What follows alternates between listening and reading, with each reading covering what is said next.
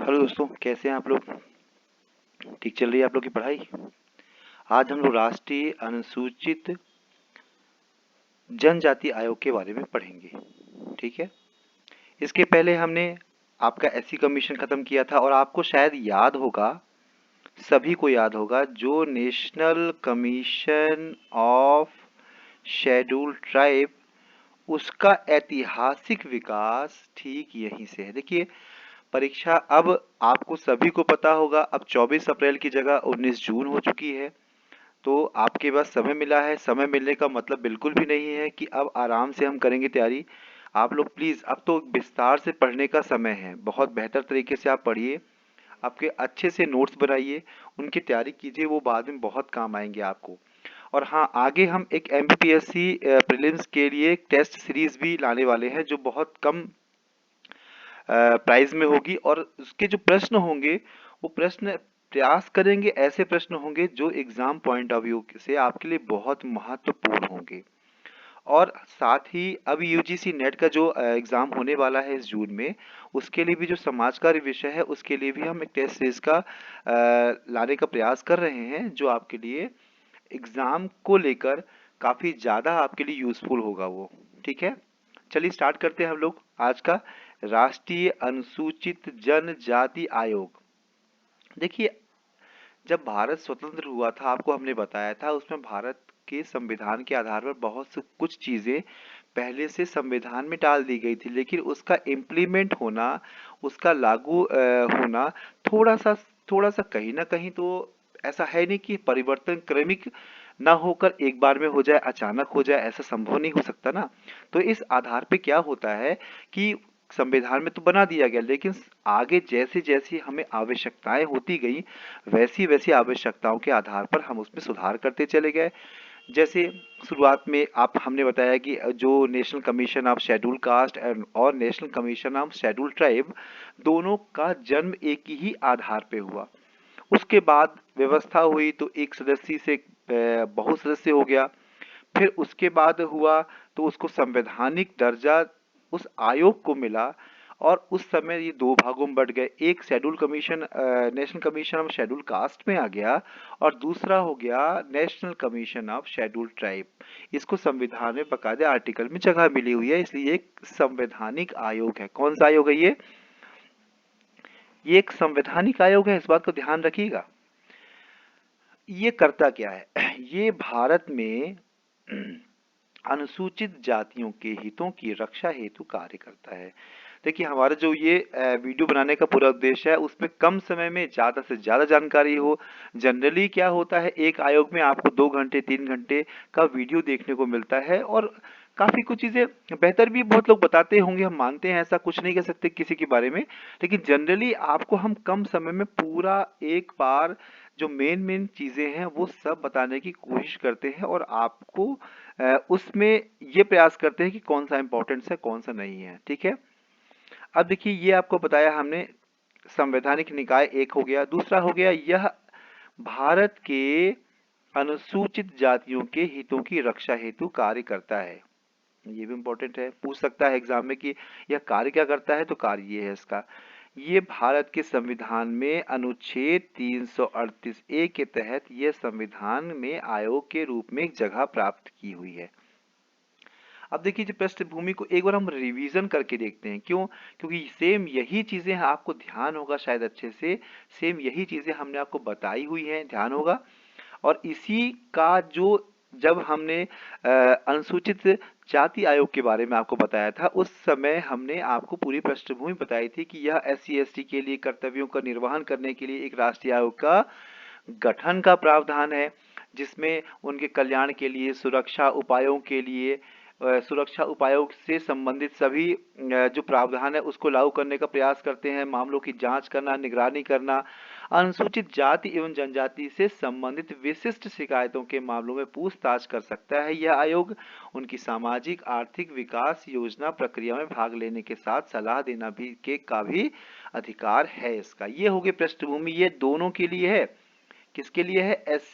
ये हो गया एससी के लिए भी, और साथ में एसटी के लिए भी, ये दोनों के लिए है। हुआ क्या था शुरुआत में, जब संविधान हमारा लागू हुआ तो उसके बाद क्या है, एक विशेष अधिकारी की नियुक्ति राष्ट्रपति के द्वारा नियुक्ति की गई। कैसे की गई? जो संविधान के प्रारंभ में अनुच्छेद 338 था। देखिए अभी जब संविधान प्रारंभ हुआ लिखा गया तो उसमें केवल अनुच्छेद 338 की चर्चा दी गई थी।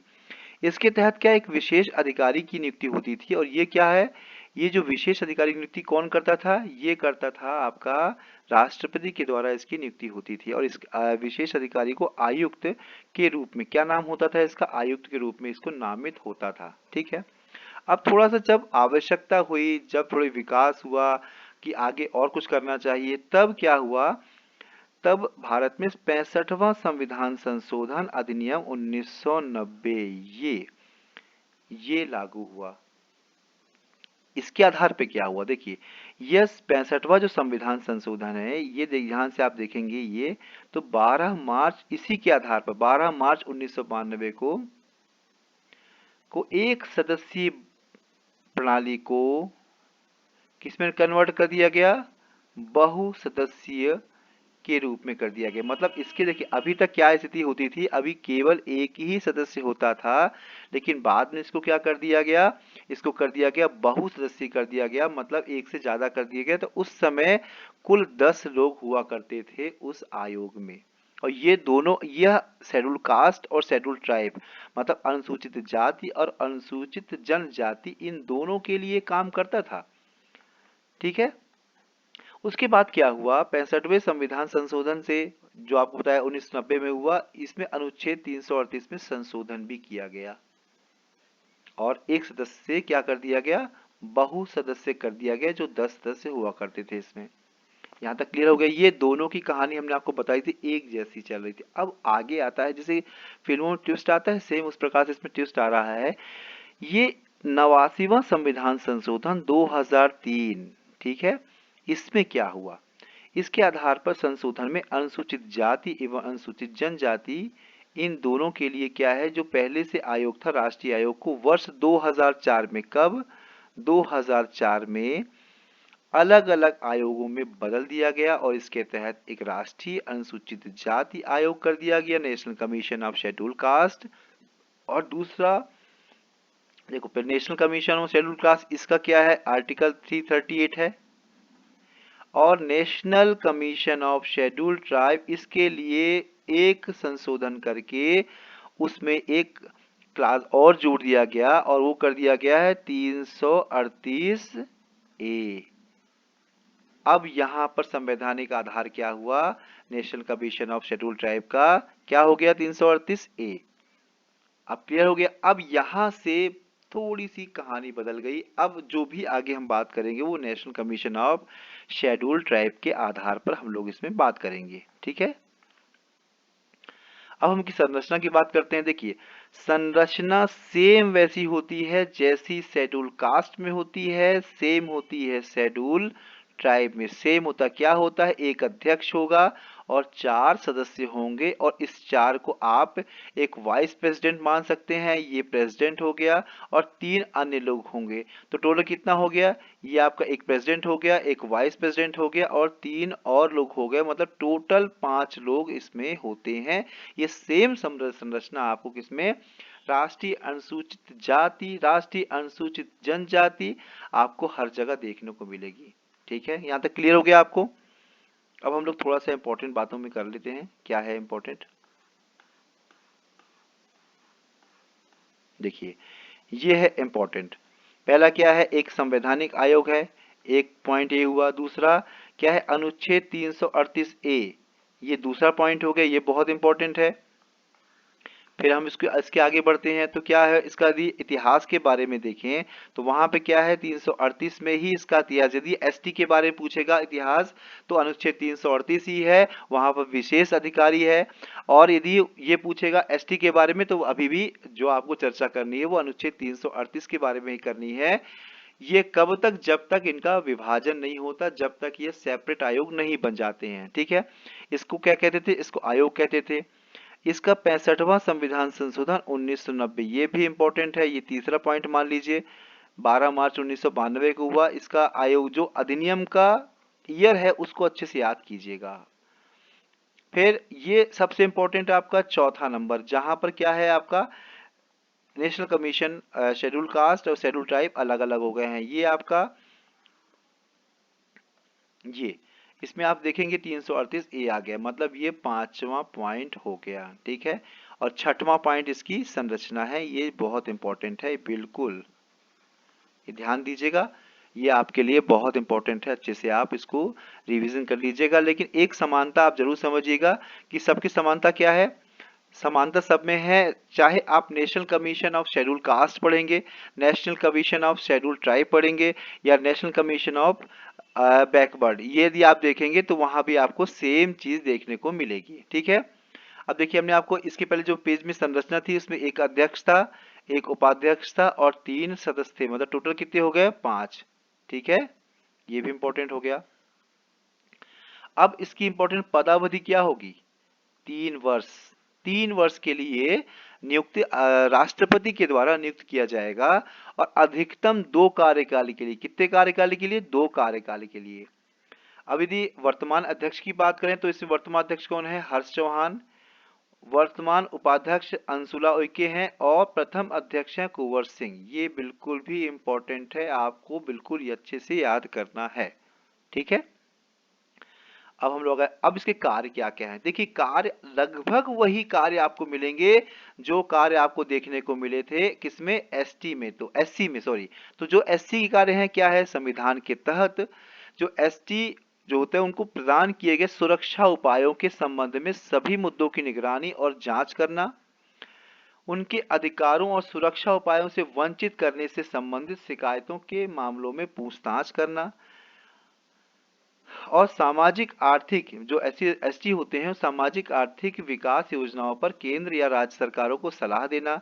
इन सुरक्षा उपायों के कार्यान्वयन हेतु राष्ट्रपति को नियमित तौर पर रिपोर्ट प्रस्तुत करना। देखिए रिपोर्ट किसको प्रस्तुत की जा रही है, राष्ट्रपति को, ध्यान दीजिएगा, ये जो राष्ट्रपति को रिपोर्ट प्रस्तुत की जा रही है, तो कभी पूछता है कि रिपोर्ट किसको दी जाएगी, ये कौन किसको देता है ये आयोग, तो आपको पता होना चाहिए राष्ट्रपति को देता है। ठीक है, सामाजिक आर्थिक विकास और अन्य कल्याणकारी गतिविधियों को बढ़ावा देने हेतु उठाए जाने वाले कदमों की भी सिफारिश करना इसका मुख्य काम होता है। जो एसटी समुदाय के कल्याण, सुरक्षा, विकास और उन्नति के संबंध में अन्य जो कार्य होते हैं वो भी करेंगे, मतलब कार्य सेम वही है जो ये आपने एससी के लिए पढ़े हैं, सेम आपको कार्य वही मिलेंगे जो इसमें होते हैं। अब देखिए संवैधानिक प्रावधान की बात करें, संवैधानिक प्रावधान भी आपको वही मिलेंगे जो अभी हमने किसमें, एससी में पढ़े थे। क्या पढ़ा था, 15(4) में अनुसूचित जाति अनुसूचित जनजाति की उन्नति हेतु विशेष प्रावधानों को संदर्भित करता है। ये 15(4) आपको ध्यान बताया है, आर्टिकल 14, आर्टिकल 15, आर्टिकल 16, आर्टिकल 17 और आर्टिकल 18, ये क्या होते हैं, ये आपका स्वतंत्रता का अधिकार में आते हैं। आर्टिकल 14 में क्या है, विधि के आधार पर स्वतंत्रता रहेगी, 15 सामाजिक रूप से स्वतंत्रता रहेगी, 16 आपके जो नौकरी वगैरह होती हैं, जॉब होती है, उसमें स्वतंत्रता रहेगी, मतलब कोई भी भर सकता है। 18 में क्या, अस्पृश्यता, मतलब क्या, छुआछूत हो गई। और 18 में लास्ट में क्या होगा, आपने उपाधियों का अंत, मतलब किसी भी प्रकार की उपाधि। देखिए जनरली उपाधि क्या होती है, 2 प्रकार से दी जाती है अभी वर्तमान में। पहले समय आप देखा राय बहादुर लगा रहे हैं, ठाकुर साहब लगा रहे हैं, या कुछ भी चीजें हैं, नहीं पहले क्या होता, अब केवल या तो वह शैक्षणिक एजुकेशनल लगा सकते हैं, या वो एजुकेशन लगा लेंगे, या योग्यता, मतलब जैसे आप देख रहे हैं योग्यता, जो संवैधानिक योग्यता या पद हैं उनके आधार पर, वो है पोस्ट के आधार पर भी बस लगा सकते हैं, उसके अलावा कोई भी आधार नहीं है जिसमें अपने नाम के आगे कुछ वो लगाए। ठीक है, अब चलिए इसको हम लोग समझते हैं। अनुच्छेद 15(4) में क्लियर हुआ, ये क्या हो गया, 15(4) सामाजिक रूप से समानता की बात बोलता है। ये 16(4) में ये आरक्षण हेतु, मतलब आरक्षण का प्रावधान करता है, मतलब पदों से संबंधित ही, जॉब से संबंधित ही यह कार्य इसमें 16(4) में देखने को मिलेगा आपको। अनुच्छेद 17 में क्या है, अस्पृश्यता को समाप्त करना। अभी हम बताया हमने आपको 17 में क्या, अस्पृश्यता, छुआछूत से संबंधित जो भी प्रावधान होंगे वो आपको 17 में देखने को मिलेंगे। अनुच्छेद 46 में क्या है, एससी एसटी और समाज के कमजोर वर्गों के शैक्षणिक व आर्थिक हितों को प्रोत्साहन और सामाजिक अन्याय एवं शोषण की सुरक्षा प्रदान करता है, ये अनुच्छेद 46 में है। ठीक है, अनुच्छेद 335 क्या कहता है? इसमें ये कहता है कि संघ और राज्यों के मामलों में सेवाओं और पदों पर नियुक्ति हेतु अनुसूचित जातियों एवं अनुसूचित जनजातियों के सदस्यों के दावे को लगातार प्रशासनिक दक्षता के साथ ध्यान में रखा जाएगा। मतलब पूछ रहे कि 335 किससे संबंधित है, आपको पता होना चाहिए। SC/ST के जो सदस्यों के दावे हैं उनके आधार पर यह प्रशासनिक दक्षता के में ध्यान रखने के से जुड़ा हुआ है। ठीक है। अब अनुच्छेद 330 ये बहुत इंपॉर्टेंट है। अनुच्छेद 332 330 क्या है?